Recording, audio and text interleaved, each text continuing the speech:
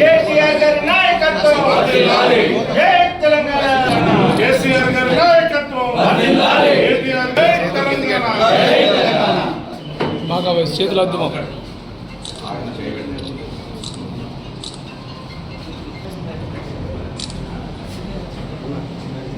అన్నట్టు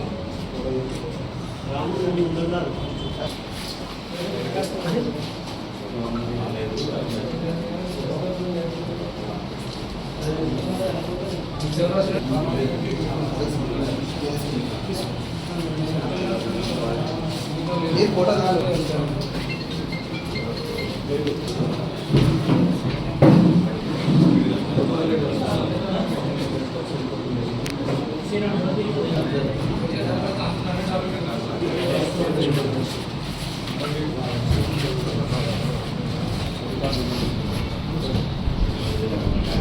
నిన్నటి రోజున కాంగ్రెస్ నాయకులు ప్రెస్ మీట్ పెట్టడం జరిగింది. వాస్తవానికి పట్టణ ప్రజలకే కాదు రాష్ట్ర వ్యాప్తంగా మొన్ననే తెలిసింది. ఎందుకంటే ఈ కక్ష సాధింపు చర్యలని చెప్పి మొన్నటిదాకా సిరిసిల్ల పట్టణ ప్రజలకే తెలుసు, కాన్స్టిట్యూన్సీ ప్రజలకే తెలుసు, జిల్లా ప్రజలకే తెలుసు. మొన్నటితోటి రాష్ట్ర వ్యాప్తంగా ఇది కక్ష సాధింపు చర్య అని చెప్పి పూర్తిగా రాష్ట్ర ప్రజలకు అర్థమైపోయింది. రెండోది నిన్నటి రోజున వాళ్ళు కోటల గురించి మాట్లాడేది. ఒక భీమవరం సీన్ కావచ్చు, గడ్డం నర్సయ్య కావచ్చు, ఎవరైనా కానీ కోటకాలు ఆయనకు అనుభవం ఉంది, అన్నీ ఉన్నాయి. మరి ఒక గుండాల లెక్క కాంగ్రెస్ నాయకులు ఫోటోలు తీసుకొని ఒక స్థానిక ఎమ్మెల్యే ఇంటికి పోయేదాన్ని మేము పెడతామనే దాన్ని అది గుండాయిజం కాదా అని నేను మిత్రులను అడగడం జరుగుతుంది. అది ఖచ్చితంగా గుండాయిజమే. ఖచ్చితంగా 100 మంది దమ్మై రౌడీజం లెక్క పోలీసులు నూపుకుంటూ వచ్చి ఆడ పెడుతున్నదంటే ఆడ పూర్తి స్థాయిలో అది గుండాయిజమే అని చెప్పి నేను ప్రస్తుత పత్రిక ద్వారా తెలియజేయడం జరుగుతుంది. రెండోది వేమవరం సీని గారు అంటారు, జిందన్ చక్రపాణి గారు ఏ పూటకాలు ఉందని ఇచ్చిందని మాట్లాడతారు. మేము గౌరవించుకున్నాం. ఏనాడు నేను పార్టీ ప్రెసిడెంట్ 15 సంవత్సరాలు అయినా కానీ ఏనాడు అఫీషియల్ ప్రోగ్రాంలలో నేను ఎక్కలేదు. ఎక్కుమన్నా కానీ నేను ఎక్కలేదు.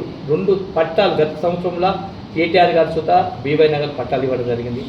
స్టేజ్ మీద ఎక్కుమన్నా కానీ ఎక్కలేదు, లాస్ట్ మినిట్ ఎక్కువ వెనుకనే ఉన్నా కానీ నేను ఎక్కడ ఎక్కలేదు. ఇవాళ కేకే మహేందర్ రెడ్డి గారు నేనన్నా కనీసం ఒక 2 సార్లు కౌన్సిలర్ అయినా, ఒకసారి అర్బన్ బ్యాంక్ డైరెక్టర్ అయినా, కనీసం పార్టీకి టీడీపీలో ఒక ప్రెసిడెంట్ ఉన్నా, ఇంత ప్రజలతోటి మెప్పుకొని నేనే ప్రోటోకాల్ పాటించుకుంటూ నా పద్ధతిలో నేనున్నా. ఇవాళ భీమవరం సీని గారు మాట్లాడతారు, జిందన్ చక్రపాణి ఎక్కలేదు చేయలేదా అని మాట్లాడుతుండు.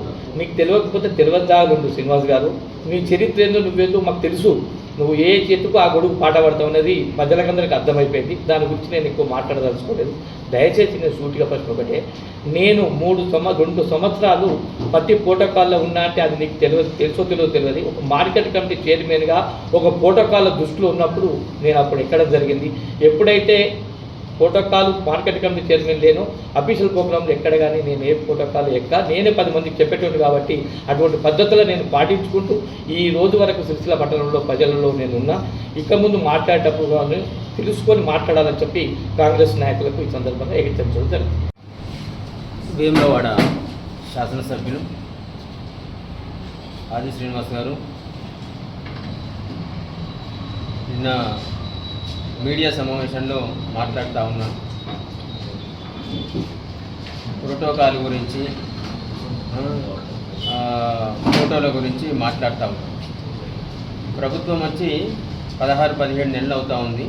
నేను ముక్కుసూటిగా 2 ప్రశ్నలు అడుగుతూ ఉన్నా. ఒకటి అధికారులను, అట్లాగే 2 కాంగ్రెస్ నాయకులు ఎవరన్నా కానీ ప్రభుత్వం వచ్చిన తర్వాత చట్టపరంగా ప్రజలు ఓటేస్తే శాసనసభ్యులు గెలుస్తారు, శాసనాలు చేస్తారు, చట్టాలు చేస్తారు. రాజ్యాంగం ప్రకారం దాన్ని చట్టాలను అమలు చేసేది, ప్రోటోకాల్ను అమలు చేసే బాధ్యత ప్రజలతోని ఓట్లేస్తే గెలిచిన శాసనసభ్యులు కావచ్చు, పార్లమెంట్ సభ్యులు కావచ్చు, వీళ్ళందరూ కలిసి చట్టాలను ఏర్పాటు చేస్తారు. మరి ఎప్పుడైతే ప్రజల ఓట్లతోనే కేటీ రామారావు గారు గెలిచిండ్రు, ప్రజల ఆశీర్వాదంతో గెలిచిండ్రు, అట్లనే ఆది శ్రీనివాస్ కూడా ప్రజల ఓట్లతోనే గెలిచింది. సరే, ఎమ్మెల్యేల సంఖ్య ఎక్కువ ఉండొచ్చు, కాంగ్రెస్ ప్రభుత్వం రావచ్చు, నువ్వు ప్రభుత్వంలో విప్పుగా నియమింపబడవచ్చు. దాన్ని అమలు చేసి చట్టాలను ఈ రాజ్యాంగం ప్రకారం ఎవరికి చెందాల్సిన వారికి బాధ్యతల హక్కులు కావచ్చు, శాసనసభ్యులకు అట్లాగే స్థానిక సంస్థల ప్రజాప్రతినిధులకు ఎవరికి దక్కాల్సిన వాళ్ళ హక్కులు అమలు చేసే బాధ్యత జిల్లా స్థాయిలో జిల్లా కలెక్టర్ది, రాష్ట్ర స్థాయిలో రాష్ట్ర ప్రధాన కార్యదర్శి సిఎస్ గారిది.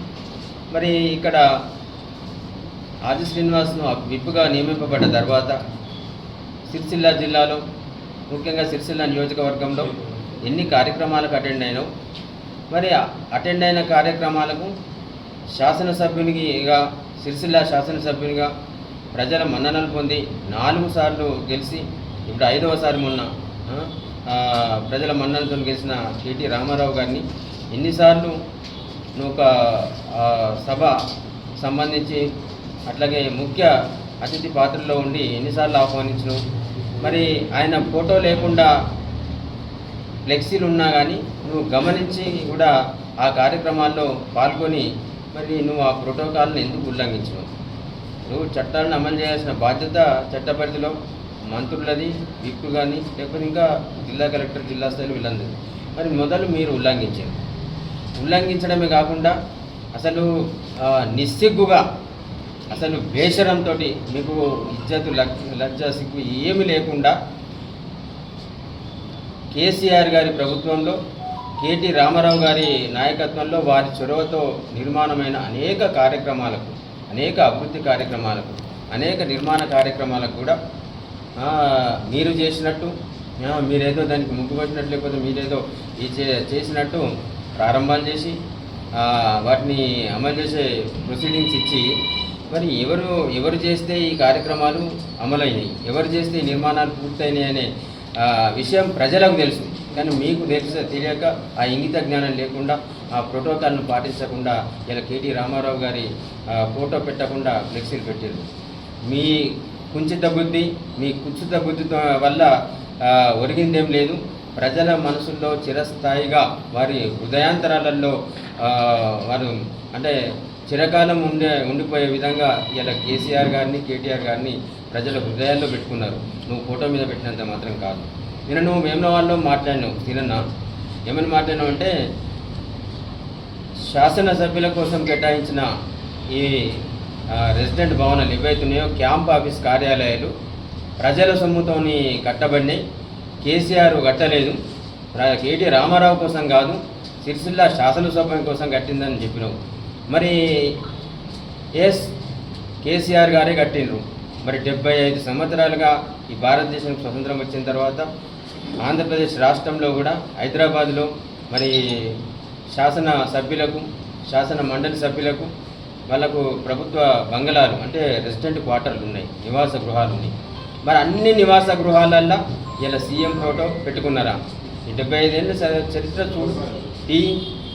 ఇప్పుడు కూడా మరి హైదరాబాద్లో మీ కాంగ్రెస్ నాయకులకు ఇచ్చిన వాటిలో కావచ్చు, హైదరాబాద్లో ఇవాళ బీజేపీ ఎమ్మెల్యేలకు ఇచ్చిన నివాస గృహాలలో, హైదరాబాద్లో ఇలా ఎంఐఎం సభ్యులకు ఇచ్చిన నివాస గృహాలలో ఏ క్వార్టర్లోనైనా కానీ మీ సీఎం రేవంత్ రెడ్డి ఫోటో పెట్టుకున్నారా ఇవాళన్నా?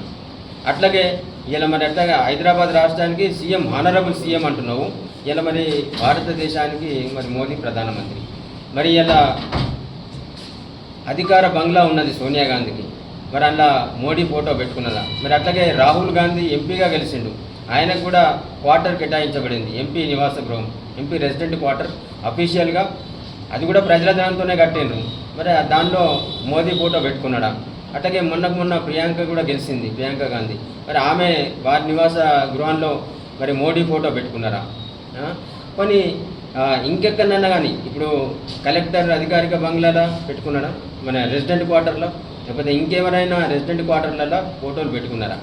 అయినా కానీ ఎవరన్నా పెట్టుకుంటే మహాత్ముని ఫోటో పెట్టుకుంటారా? లేకపోతే దేశం స్వాతంత్రం కోసమో, రాష్ట్ర స్వాతంత్రం కోసమో, రాష్ట్రాన్ని సాధించడం కోసమో, దేశ ప్రయోజనాల కోసమో వారి ఫోటో పెట్టుకోవాలని డిమాండ్ చేస్తే మంచిగా ఉంటుంది. కానీ ఒక దొంగ ఫోటో పెట్టుకోవడం ఏమైందా?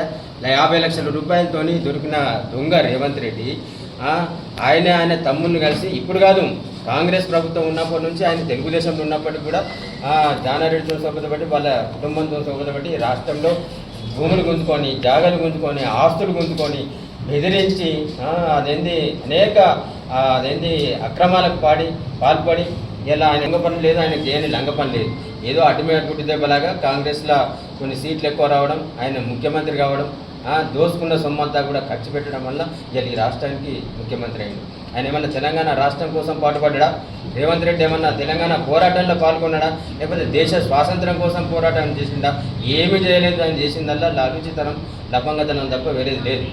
ఒక్కటే చెప్తా ఉన్నాం, ఎస్ నువ్వు అన్నావు మరి కేసీఆర్ ఇంట్లోకి కట్టలేదని, మరి ఏమన్నా రేవంత్ రెడ్డి ఇంట్లోకి రేవంత్ రెడ్డి బాబు సొమ్ము లేకపోతే ఇంకెవరన్నా వాళ్ళ అయ్యసును బట్టి ఇక్కడ కట్టించిండా? రేవంత్ రెడ్డికి ఒకటే తెలిసి అలా ఈ రాష్ట్రంలో కూల్చివేతం తప్ప నిర్మాణాలు ఆయనతో కానిముచ్చట. కాబట్టి ఒక్కటే చెప్తా ఉన్నాం, నువ్వు చెప్పే ముందు ఇద్దరు నువ్వు ఒక చెయ్యెత్తి చూపే ముంగట 4,000 నిన్ను చూపిస్తూ ఉంటాయి. మొదలు నువ్వు నీ నియోజకవర్గానికి సంబంధించి అదే అధికార నివాసం మరి ఎమ్మెల్యే రెసిడెంట్ క్వార్టర్ కట్టారు, వేముల వాళ్ళకు ఉన్నది. మరి అది పోలీసు వాళ్ళకి ఎందుకు ఇచ్చినావు?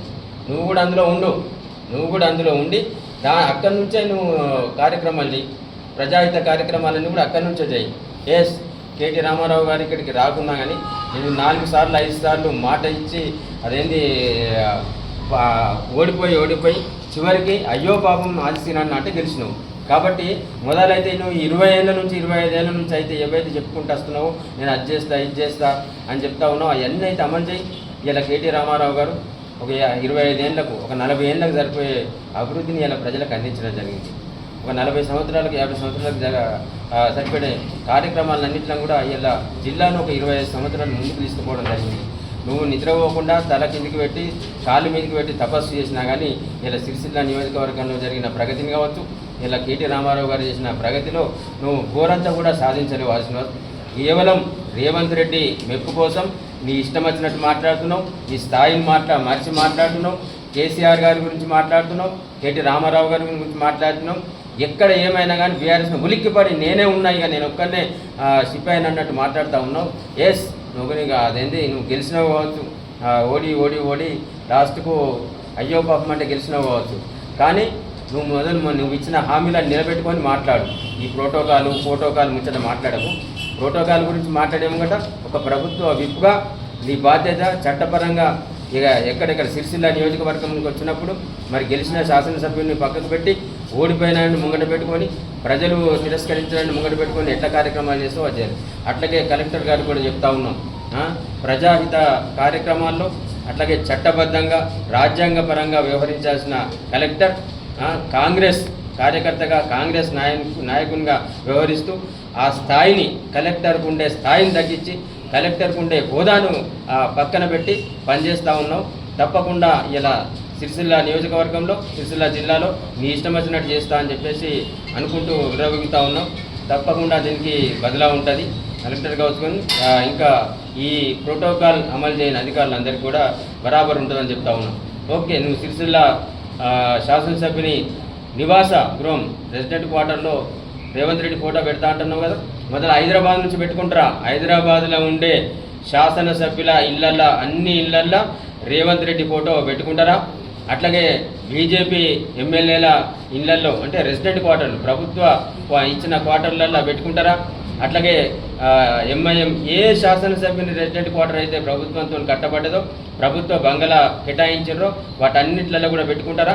అట్లాగే నీకు దమ్ముంటే శాతనైతే ఆ ఢిల్లీ దాకా పోయి ప్రియాంక గాంధీ రెసిడెంట్ క్వార్టర్లో, సోనియా గాంధీ రెసిడెంట్ క్వార్టర్లో, మీ రాహుల్ గాంధీ రెసిడెంట్ క్వార్టర్లో పెట్టి ఇటు దాకా వచ్చి అప్పుడు ఇక్కడ సిరిసిల్లలో మార్చు.